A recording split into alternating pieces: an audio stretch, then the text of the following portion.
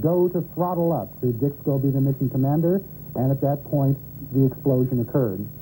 Tom, I must say I was very, very taken.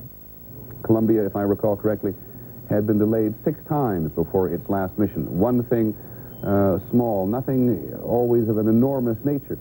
There's been a lot of discussion today about whether NASA was pushing too hard because of the commercial benefits to the Space Shuttle program. Most people we've talked to today who know something about NASA and have had a closer connection with it at least have tended to say they've been ultra-conservative. So after numerous delays with Columbia, there were again delays with Challenger, the most recent 24, 48 hours ago, with a door that wouldn't close. And then there was problem with weather at 20,000 feet and weather over the Cape.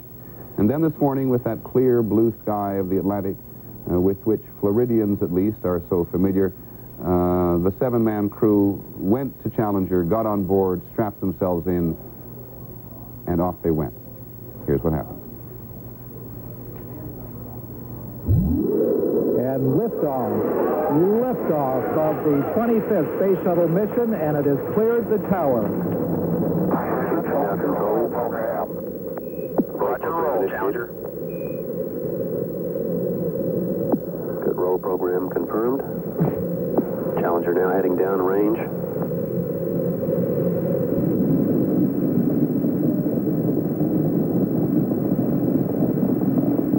Engines beginning throttling down now. Clearly see at 94%. Eastern Standard Time. Throttles for most of the flight, 104%. When the 10th flight for Challenger 65% shortly began, and it drove towards orbit with everything absolutely normal. Running normally, 3 good fuel cells, 3 good APUs. Velocity 2,257 feet per second. Altitude 4.3 nautical miles. Downrange distance 3 nautical miles.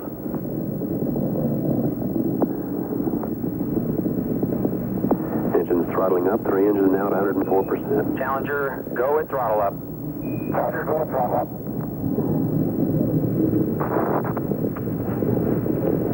1 minute 15 seconds. Velocity 2,900 feet per second. Altitude 9 nautical miles. Downrange distance 7 nautical miles.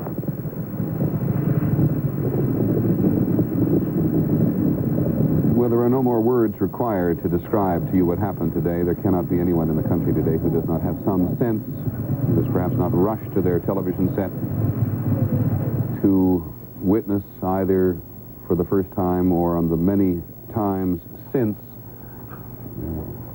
that you've had a chance to see it, what actually happened there today.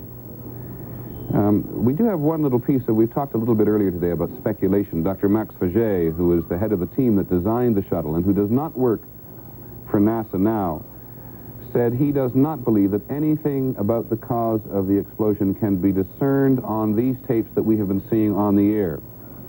And he says that based on what he has been seeing on television, there isn't any evidence that would help us pinpoint the cause of the explosion. It's very important because, in part because we have perhaps been on the air for some considerable period of time, there has been a tendency to speculate a little. So I just want to quote Dr. Faget there, who was one of the team that designed the shuttle.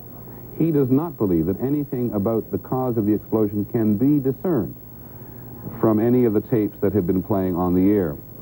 ABC's Lynn Scher at the Jet Propulsion Laboratory, or out in California at least, not at the Jet Propulsion Lab. Yes, Lynn?